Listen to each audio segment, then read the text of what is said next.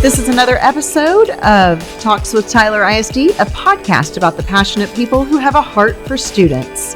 This podcast is brought to you by Texas Bank and Trust.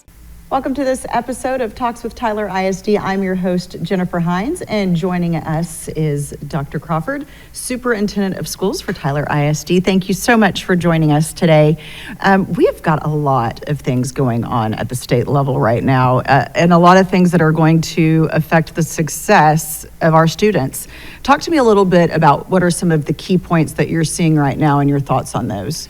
Yeah, no doubt. Earlier this spring, obviously, there was a barnstorming tour across Texas. It still continues of legislators and the governor's office advocating for vouchers, whatever form you want to call it, education savings accounts. It's a voucher. The concern on that is certainly not parental choice or parental empowerment. We always embrace that here in Tyler ISD, but certainly the long-term impact on school funding that the state's budget would have to absorb to pay for those vouchers. Compounded over 13 years, it's a large expense in the billions of dollars that would be added to the educational bill to taxpayers, and so that's certainly a concern. But from an educator standpoint, the concern is more than anything.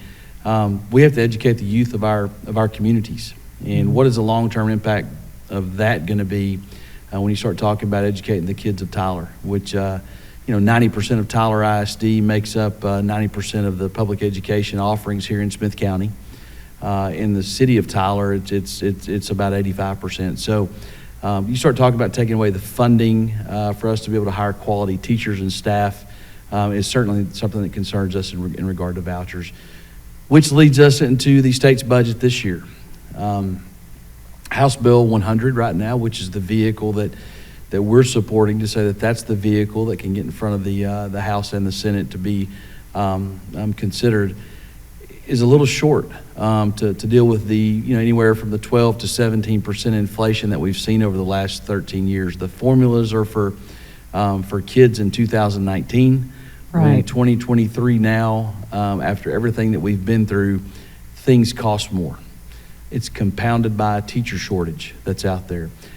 It's making it difficult for us. We're not struggling yet like a lot of other school systems are, but it doesn't take... it's on the horizon. It doesn't take anyone to say that is coming. And we need to be able to compete. We need to find our most talented individuals in the state of Texas to put in front of our students.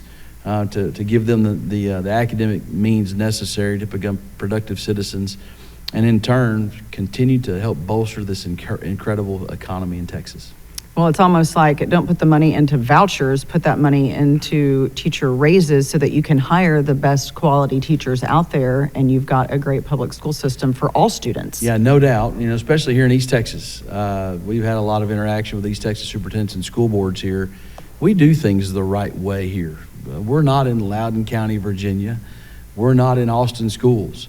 If we have any type of issue like being promoted out there, saying that all these things are happening inside of our classrooms, we deal with it appropriately. Why not invest inside of our schools and make them great as opposed to looking at a way to escape them? There's something in the Bible, throughout the Bible, about carrying your light into the darkness. And if you think it's such a struggling place, let's put more light inside of those buildings, more attention, more focus on making sure that we have great teachers and attracting talent so we have great schools in turn, again, for the economy of Texas. Right, and to put it in perspective, right now, the state of Texas is looking at a $32.7 billion surplus. So, they have the money, if they so choose, to funnel it into public schools. What is it that you would like for those listening to this? Because we've got, less than a month left. What would you encourage those people to do?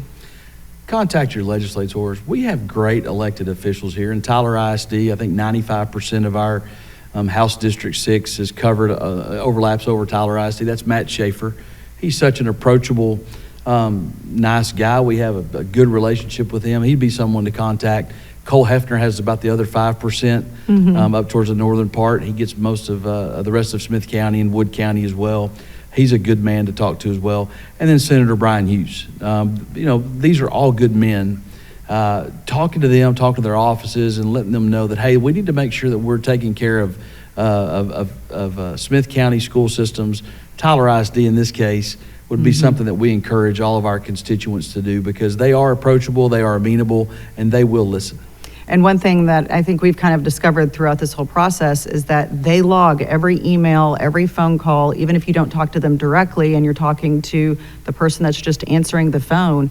And that way they take that information, and when they need to go to the governor, they can say, well, this is how my area feels about it. I mean, they really are logging it. That's correct, Jennifer. But I'll say this as well. AI and phone banks and email banks are pretty prevalent out there. So they're also getting bombarded by those outside of Smith County, those outside of the Pine Curtain. Right. So understand there are some other players in this that aren't even from East Texas that are trying to increase those numbers. I can tell you, as superintendent of schools, for the 18,000 plus school students that we have, along with the 30,000 plus parents that we have, the 105 taxpayers that we have here in Tyler, Texas, I think I can probably represent that large group of individuals to also convey the same thing. That way you don't have to wait on those robocalls or those AI generated emails or social media posts to influence you. Talk to those in your community. Talk to your constituents. Talk to your other elected officials like school board trustees, the assigned superintendents and principals and other school district employees about what they think they need. And I think we'll overcome any challenges that we have. Well, and if anybody wants more information, they can always go to tylerisd.org/legislative. We've got all of that information on there about vouchers and, increasing salaries for teachers. So all of that is there for those that want to get that information. And of course, what we're trying to do here is follow our mission of successful student outcomes. That's what this is all about. Speaking of successful student outcomes, the way that you get there is with successful leadership within our schools. And we do have some leadership changes coming up for the next school year. Talk to us a little bit about some of the changes we're going to see. I know one of them is going to be at the Career and Technology Center over all of the career and technology education. Yeah, Gary Brown represents everything we love about our teachers and staff here in Tyler ISD. He's the Robert E. Lee High School principal when I first got here, and then he took on this challenge of being our executive director of college and career, and at the same time being the director of the CTC, the actual school building, the day-to-day operations here. Well, not everyone can work forever. He's got grandkids to chase. He's ready to be grandpa full-time. Pawpaw, I think is his name. Yes. Mine's Crawdaddy, his is Pawpaw. So it's been fun kind of sharing that experience with him. And he's going to go chase the Aggies more. He's a huge Aggie. He wants to go watch them play football and baseball and basketball. So everyone's got a time they need to enjoy the fruits of what they put into it. And so we're sad to see Gary go. But at the same time, we've got some other opportunities that are going to happen. Executive Director of College Career now will be Dr. Kristen Walls. She's been a valued player in our leadership here. She was certainly a dean of instruction at Robert E. Lee High School. Then she became Hogg principal. She served 1 year as Legacy High School principal. And then she's actually been the director of Career Technology Education this year. She'll take over the college and career readiness component of our accountability system and all of our instruction. Moving from Hubbard Middle School to this Career Technology Center is going to be Todd Dryford. Todd's a former high school principal in the Phoenix area. They came here. He did 1 year of service at Hubbard Middle School. Now he's going to be back with the high schoolers. He's going to be a little bit more comfortable with the high schoolers. And having a middle schooler myself, Todd Dryford doesn't really fit the mold of middle school principal. He's done an admirable job this year, and we're glad to have him here in Tyler ISD. So he'll actually come to the Career Tech Center and get with the high school kiddos and the high school staff persons, something he's a little bit more comfortable and familiar with as well. Going to Hubbard Middle School, and really excited about this, is John Smiley. Oh, yes. John's a former Robert E. Lee teacher. He was dean of instruction at Robert E. Lee High School. Then he went to Rice Elementary School. And he embraced that. He did. He went from high schoolers to the babies. A guy that loves wearing his overalls. And he took care of Rice, and they've had a resurgence of their organization. Their campus culture has really done well. Their performance has done well. He's going to be the new Hubbard Middle School principal. And then guess what? He gets to open a new building. Brand new building. Here, hopefully by next spring break, but certainly the fall of 2024, if not before then. So we're excited about that. Allison O'Neill takes his place. She moved up as an assistant principal at Rice. They're very excited about that. Birdwell assistant principal Elizabeth Gomez is actually going to go to Bonner Elementary School as well. So we're really excited about the leadership adjustments that we made. And I'll say this, Jennifer, unlike the previous 9 years or 8 years, it's not a lot of change in leadership. No. Our principals have done a great job. We believe in the principalship. Teachers, they don't leave schools. They don't leave students. They leave principals. They want a leader that's inspiring, that takes care of business, that supports them in everything they want to do, that makes sure that they support them whenever a kid gets sent down for disciplinary purposes, or they get them what they need instructionally to support them to make sure we have successful student outcomes. And so I can say that our principal room is stable and much improved over the previous 9 years. Well, and it's also great to see that we're growing our own. For example, you said Allison O'Neill, assistant principal at Rice, now principal, and then Elizabeth Gomez, assistant principal, now principal at Bonner from Birdwell. So that is right. Wonderful to see. Yeah, it's exciting. A lot of folks remember Allison. Allison, I think her feeder pattern was Rice Hubbard Lee. She left and she's an Aggie, but then came back and got her master's at UT Tyler. She's part of our Team One program, our Grow Your Own program, along with our Tyler Ready Principal program. So we've got a lot of that Grow Your Own going on here, and you've got to do that in East Texas. You do. We're a hidden gem. We're a hidden secret. We try to attract folks to come down here, and then when they come down here and they figure it out, they love it. Absolutely. But you got to have an appreciation for East Texas and for Tyler, and now that we've got our for the most part our accountability stabilized, we can do that Grow Your Own because we've got folks trained and coached up the way that we need it done. Absolutely. Well, let's talk about another big topic, safety and security. That has been a focus of Tyler ISD long before it was a focus at the state level. We are definitely well ahead of where a lot of our peers are across the state.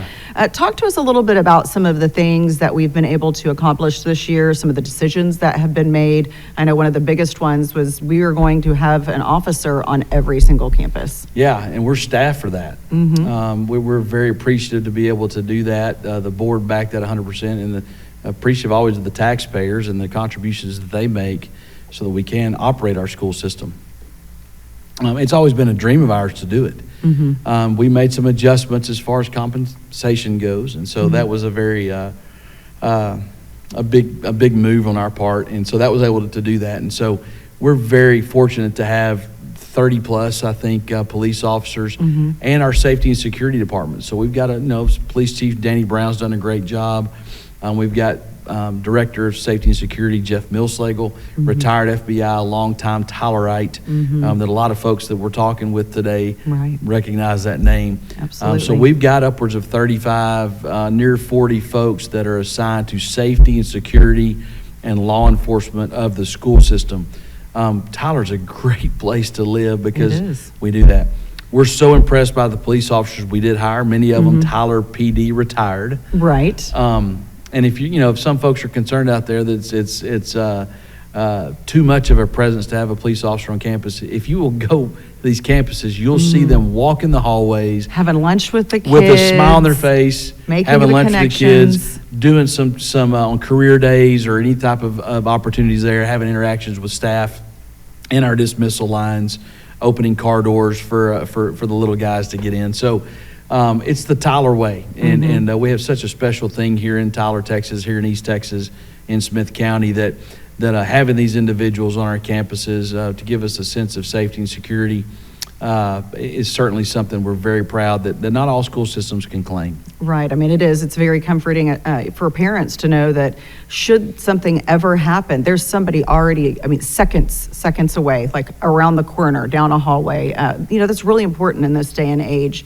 And I think that does bring comfort to, a lot of the parents out there, as they think about the safety and security and they see the things that are in the national news, we also have a lot of other things in place, making sure that doors are locked. You're going to have to be buzzed in. Yeah. It's not a free-for-all like it was when we were growing up, where people could just kind of come and go. It's just the day and age that we live, but we definitely have put in a lot of those safety measures. Yeah. And people probably don't realize this, but we have the third largest law enforcement group in Smith County, behind the sheriff and behind the Tyler Police Department. Yeah, and we work so well with them, along with the FBI, the Texas Department of Public Safety, the ATF, DEA. I mean, you throw out every acronym you can find as far as law enforcement goes, and with the state, and we have great relationships with them. Frequent interaction with them on planning and making sure that we're being proactive as opposed to reactive. And even when you have to be reactive and there's a little hiccup, a rumor of something going on, I could get a phone call from a constituent or a friend or a parent or another parent and say, should I send my kid to school today? I said, I'm on campus today. This is the safest place in Smith County because we make sure we're completely staffed and aware and on top of those situations when we have a little bit of a hiccup. So it's interesting. I've got kids I have a kid in the district. I have one that graduated from the school system. You've got 3 in the school system. A lot of our employees put their kids in the school system. A lot of our administrators have their kids in the school system throughout all of our campuses. And we're going to protect our babies, and we're going to protect your babies. There's no doubt about that. That's one big piece that's always going to be at the top of our priority list. Because as far as the hierarchy needs go, safety and security is the basic need for everyone to be successful. Absolutely. You can't get there until everybody's safe and secure. The other thing, too, I think that would be interesting for parents to know is that we don't just have one former FBI agent on our safety and security team. We have several. And so when you see in the news about these hoax phone calls going around, or these, things where it's maybe a social media post and is it real or is it not, we have the ability to quickly trace it. And we have those not only in-house on our staff that know what to do, but we have those relationships where we do meet with those different agencies in person several times a year, so that we can expedite these types of situations and squash all those rumors. Yeah, without opening up all of our playbook. Right, because you can't do that. You did some of that right there. But I think everyone knows that's a pretty common practice. But we've got some systems in place. We've got relationships and communicative tools to make sure that we're in contact with the right people that can assist us on this. And again, I can't go back and say enough about our sheriff, Larry Smith, Chief Jimmy Toller, with the city, and the relationships that we have with those individuals. It really does take a collective effort, not to mention the fact that they make sure that they've got another layer of patrol that's actually occurring outside of our campuses. They're not all just there to try to catch us speeding through a school zone. Right. But they do have they realize that that's part of their charge, is to make sure that our community is safe. And when school is in session, we want to make sure that the most valuable parts of our community, our kids, our children, are safe. And they do such a heck of a job in partnering with our police force and our safety and security team as well. And by having those safe and secure environments, it allows us to focus on what our mission is, again, successful student outcomes. That's right. We have had some amazing successes this past year. One of the most recent is being legacy status. I know district-wide we have Leader in Me, which for those that do not know what that is Franklin Covey's 7 Habits of Highly Successful People, but it's for the student age. And we have started it off at one elementary school. It is now district-wide, and we have a campus that recently got the top of the top when it comes to that. Yeah, Dr. Brian C. Jack Elementary, what a good school that is. We're very proud of it. A-rated, sometimes high B, depending upon the accountability system from year to year. Right. But they do so much more than just looking at that accountability rating. Start talking about the Leader in Me program that they have here.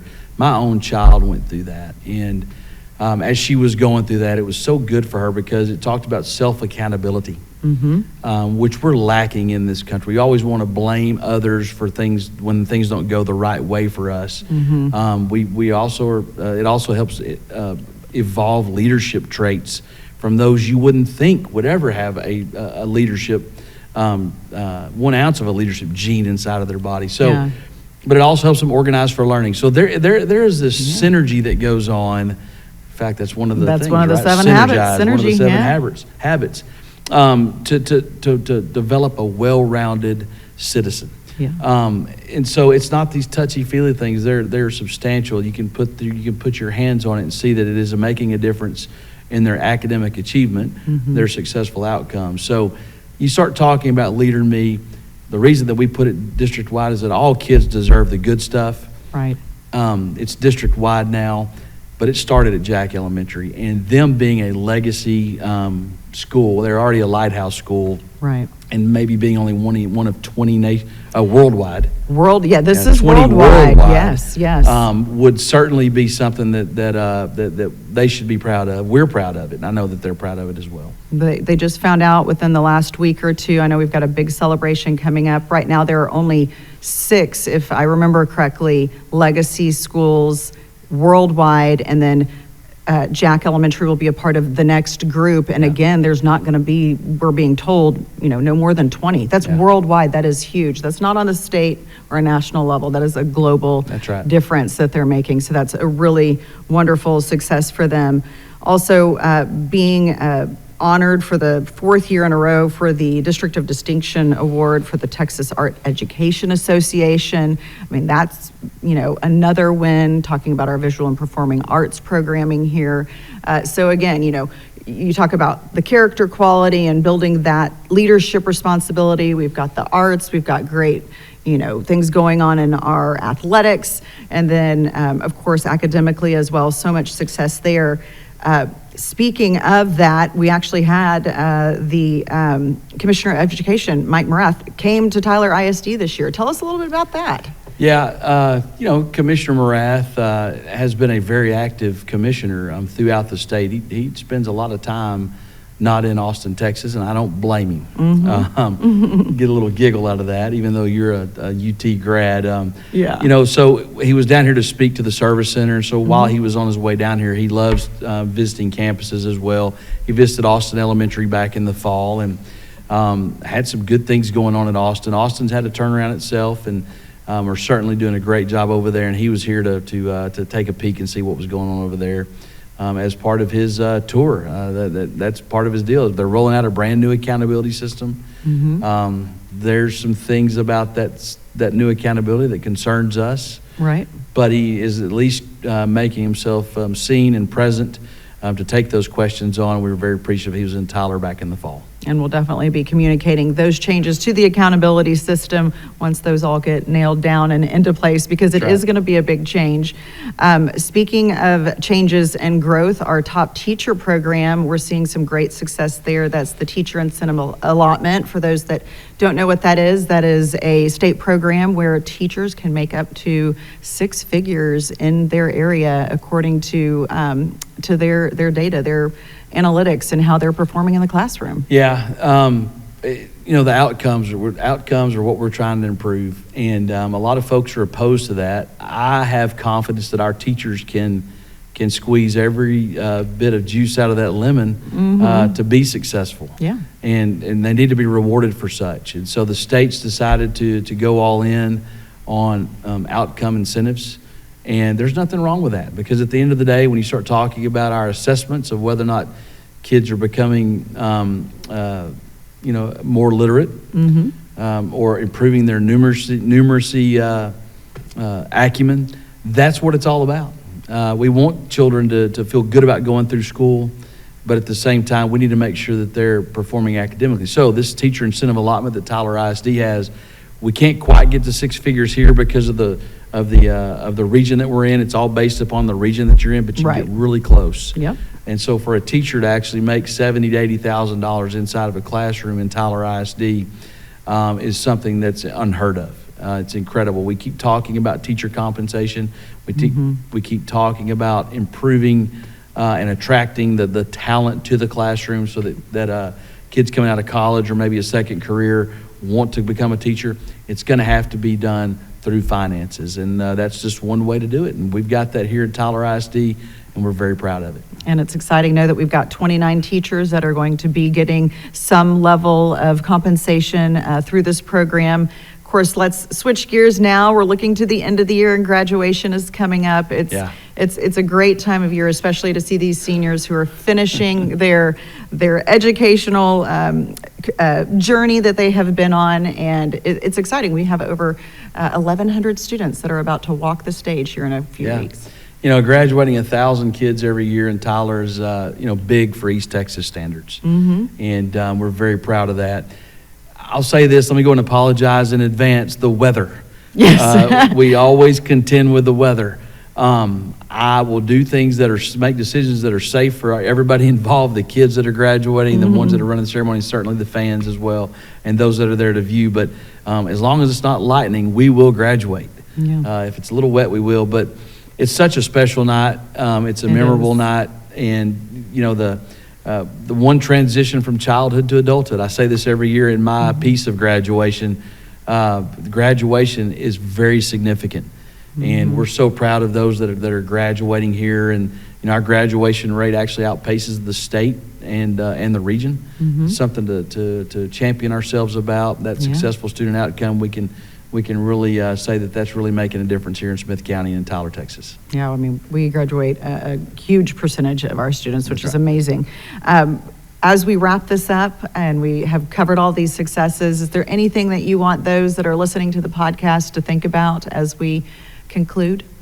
Yeah, this has been a pretty noisy spring in regard to the legislative session.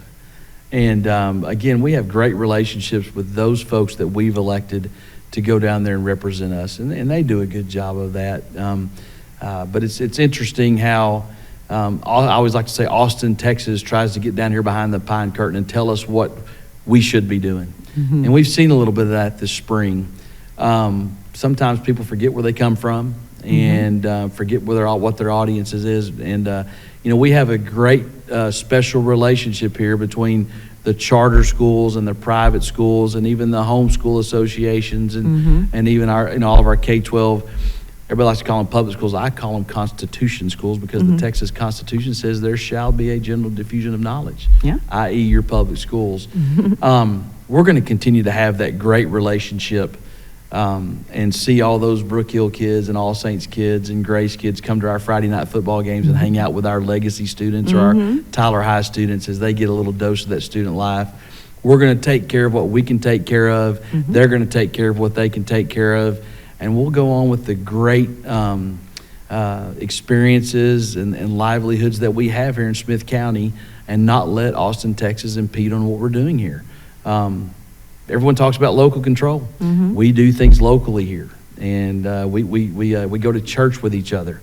We go grocery shopping with each other. We're on each other's little league teams out there watching our kids play. So that's not going to change. We're not going to let Austin, Texas get in the middle of that, and we certainly appreciate everyone that.